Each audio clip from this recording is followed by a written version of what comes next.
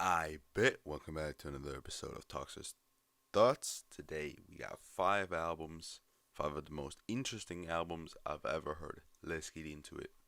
Alright, so we're starting off with Kanye West, My Beautiful Dark Twisted Fantasy. I'm pretty sure most of the people watching this will know about this album, have probably heard it, probably like it, except you are Anthony Fantano watching right now. Anyway, I think this project is Kanye's or one of Kanye's most interesting projects. Simply for the reason I feel like this is one of the most standout ones. It's not even my favorite one. My favorite one is Graduation. But just looking at the production, all the amazing features, and tracks like, I don't know, Runaway, Gorgeous, that are just special and very, very interesting. I was just sitting there listening to this album with like a very I was very concentrated onto the album, and it was really really interesting because of all the production, because of all the things Kanye tried. He even was singing on this album, and I mean he did on other albums too, but I thought on this album it kind of was just better and more interesting than on other projects. So I really enjoyed this. And yeah, I think it's his most interesting album and overall a very interesting hip hop project. Then the next spot we got is Smiling with No Teeth by Genesis Owusu. This is a bit more underrated. Some hip hop nerds slash hip hop fans will know this. This dropped this year and is an absolute masterpiece in my opinion. Okay, that might be a bit high, but I really really enjoy it. I just think this project is great for a couple reasons. Because when I heard this for the first time, I turned it off after the fourth song because I was like, nah, bruh, this is trash. What the fuck? Whoever suggested me this is fucking stupid. What the fuck? Anyway, I listened again because I saw so many people praising it, and well, it was worth the hype. I listened past the fourth song, and now even the first four songs are great to me. But this project overall is just really really good. It switches up the production, it switches up the style.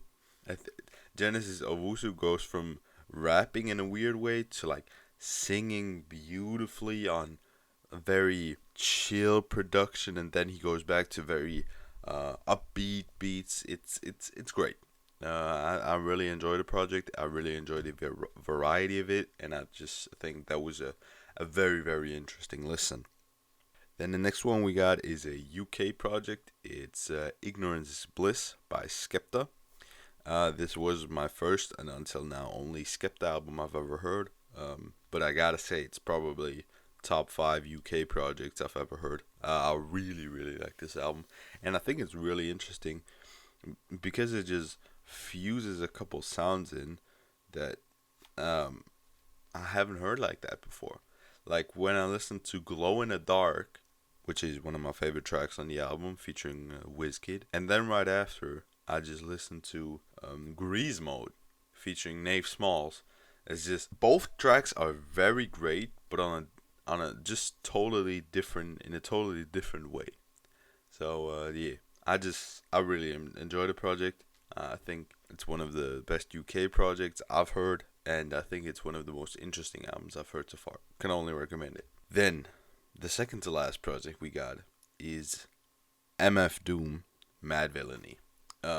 This is my first and until now only MF Doom project I've ever heard, and this was probably the most interesting on this list, just because I think if you've heard MF Doom project before, you know what I'm talking about. He has just a very distinctive flow, and his lyrics are unique too. Like if you listen to a MF Doom song, you will notice it, and also by the voice, but not only by the voice, but by everything, by the production, by the flow, and the lyrics too. I feel like that was just when I first heard it, which is already a couple months back. I didn't expect that.